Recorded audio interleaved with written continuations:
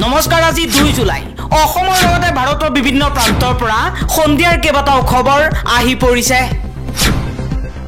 এই মুহূৰ্তত জনাই আছো এটা গুৰুত্বপূৰ্ণ খবৰ প্ৰধানমন্ত্ৰী নৰেন্দ্ৰ মোদীৰ ভাষণৰ সময়ত আজি লোকসভাত উত্তপ্ত পৰিস্থিতি মণিপুৰৰ বাবে ন্যায় বিচাৰি বিৰোধীৰ স্লোগান উচ্চ স্বৰত ভাষণ দি বিৰোধীৰ স্লোগান তল পেলোৱাৰ চেষ্টা প্ৰধানমন্ত্ৰী নৰেন্দ্ৰ মোদীৰ जनता जनार्दन का भरपूर आशीर्वाद हमारे साथ है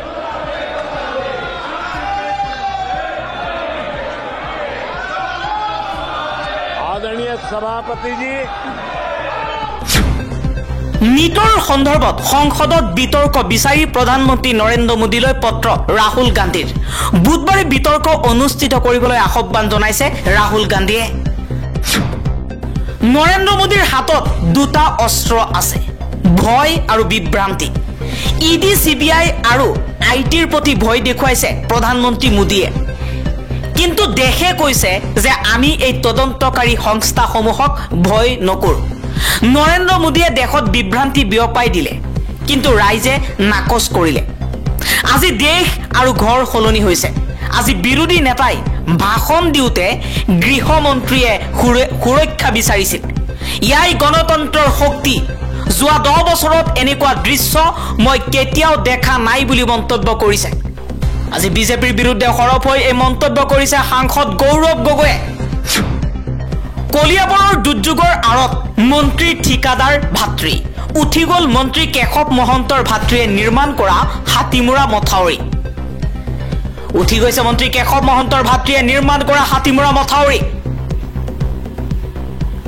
মহাপ্লাৱত আক্ৰান্ত হৈছে মধ্য অসমৰ কলিয়াবৰৰ বিস্তীৰ্ণ অঞ্চল মঙলবাৰে পুৱাই কলিয়াবৰৰ ৰক্ষা কৱচ স্বৰূপ হাতীমুৰা মথাউৰি উঠুৱাই নিলে ব্ৰহ্মপুত্ৰৰ বাঢ়নী পানীয়ে ইয়াৰ পাছতে প্ৰলয়ৰ সূচনা হ'ল কলংপাৰৰ বিশাল অঞ্চল কিন্তু প্ৰশ্ন হৈছে এই ভয়ংকৰ দুৰ্যোগৰ বাবে জগৰীয়া কোন কিয় বাৰে বাৰে সিঙে হাতীমুৰাৰ মথাউৰি কোন ঠিকাদাৰৰ হাতত তুলি দিয়া হৈছে কলিয়াবৰৰ ভাগ্য অসমৰ বান পৰিস্থিতিৰ অৱনতি ক্ষতিগ্ৰস্ত হৈছে প্ৰায় 6,50,000তকৈও অধিক লোক অসমৰ বান পৰিস্থিতি অধিক ভয়াৱহ হৈ পৰিছে এই পৰ্যন্ত প্ৰায় 6,50,000তকৈও অধিক লোক ক্ষতিগ্ৰস্ত হোৱাৰ খবৰ আহি পৰিছে কাজিৰঙা ৰাষ্ট্ৰীয় উদ্যানৰ অধিকাংশ অঞ্চল পানীৰ তলত বুৰ গৈছে ধাৰাসাৰ বৰষুণৰ ফলত অৰুণাচলৰ বহু ঠাইত ভূমিস্খলন সংঘটিত হৈছে প্ৰশাসনে ইটানগৰত 6 জুলাইলৈ বিদ্যালয়ৰ ছুটি দিছে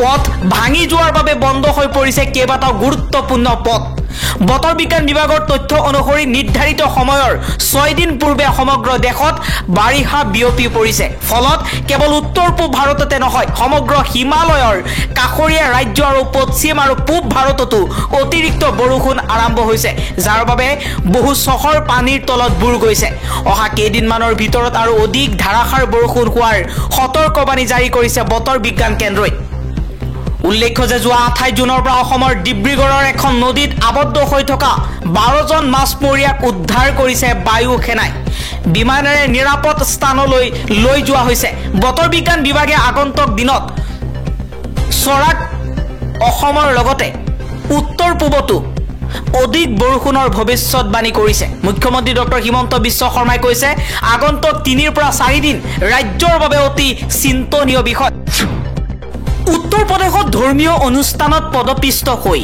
27 জনকৈ লোকৰ মৃত্যু হৈছে 100 জনতকৈও অধিক লোক আহত হৈ পৰিছে মুখ্যমন্ত্ৰী যোগী আদিত্যনাথৰ তদন্ত ঘোষণা উত্তৰ প্ৰদেশত সংঘটিত হৈছে এক কৰুণ ঘটনা ৰাজ্যখনৰ হাতৰখত এক ধৰ্মীয় অনুষ্ঠানত পদপিষ্ট হৈ 27 জনকৈ ব্যক্তিৰ মৃত্যু হোৱাৰ লগতে 100 জনতকৈ অধিক লোক আহত হৈ পৰিছে ঘটনা সন্দৰ্ভত এছএছপি ৰাজেশ কুমাৰ সিঙে কৈছে যে এক অতি কৰুণ ঘটনা সংঘটিত হৈছে হাতৰখ জিলাৰ সিকান্দ্ৰ ৰাউৰ কাষৰ মুগলগড়ি গাঁৱত চলি থকা এক শিৱৰ অনুষ্ঠানত অংশগ্ৰহণ কৰিবলৈ যোৱা লোকৰ মাজত পদপিষ্ট হৈ বহু লোকৰ মৃত্যু হৈছে তেওঁ পুনৰ কয় এই পৰ্যন্ত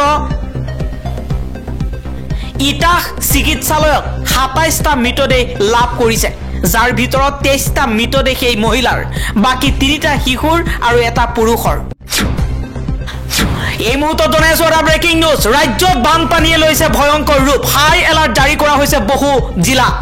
মথৰি ছিগিছে মাজুলীত ক্ষোভিত বানাক্ৰান্ত ৰোষত পৰিছে জলসম্পদ বিভাগৰ কাৰ্যবাহী অভিযন্তা বদন গোস্বামী। বানাক্ৰান্তই এইবাৰ ককৰ্থনা কৰিছে মন্ত্ৰী ৰণোজ পেগু আৰু বিধায়ক বুৱন গামকো। ক্ৰমাৎ জটিল ৰূপ ধাৰণ কৰিছে অসমৰ বান পৰিস্থিতিয়ে।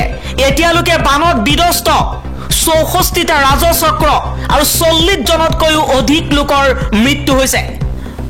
কলিয়াবৰৰ হাতীমৰা মথাউৰি ছিঙি ভয়ংকৰ পৰিস্থিতিৰ সৃষ্টি হৈছে। হাতীমৰা মথাউৰি আৰু নৱনিৰ্মিত সুইচ গেট পৰিদৰ্শন কৰিছে মন্ত্ৰী কেশৱ মহন্তই। ইফালে কপিলীপৰীয়া ৰাইজলৈ হাই এলাৰ্ট জাৰি কৰিছে। খুলি দিয়া হৈছে উমৰাংচুৰ খান্দং প্ৰকল্পৰ বান্ধ। হুৰাহুৰে কপিলীত সোমাইছে পানী। কপিলী নৈপৰীয়াক সজাগ সচেতন হৈ থাকিবলৈ আহ্বান জনাইছে মাইক যোগে চৰকাৰী গাঁওবুঢ়াই। বিপদ সীমা অতিক্ৰম কৰিছে ব্ৰহ্মপুত্ৰৰ জলপৃষ্ঠই। প্ৰতি ঘণ্টাত বৃদ্ধি পাইছে ব্ৰহ্মপুত্ৰৰ পানী। আজি সদনত গৰজি উঠিল গৌৰৱ গগৈ। মুখ্যমন্ত্ৰী ডক্টৰ হিমন্ত বিশ্ব শৰ্মা পৰাস্ত হৈছে যোৰহাটত। সাম্প্ৰদায়িক আজমলক বিদায় দিছে ধুবুৰীবাসীয়ে। ধৰ্মৰ নামত বিভাজন অনাসকলক শিক্ষা দিছে জনতাই। এইবাৰ সদনত সৰব হৈ এই মন্তব্য কৰিছে যোৰহাটৰ সাংসদ গৌৰৱ গগৈ।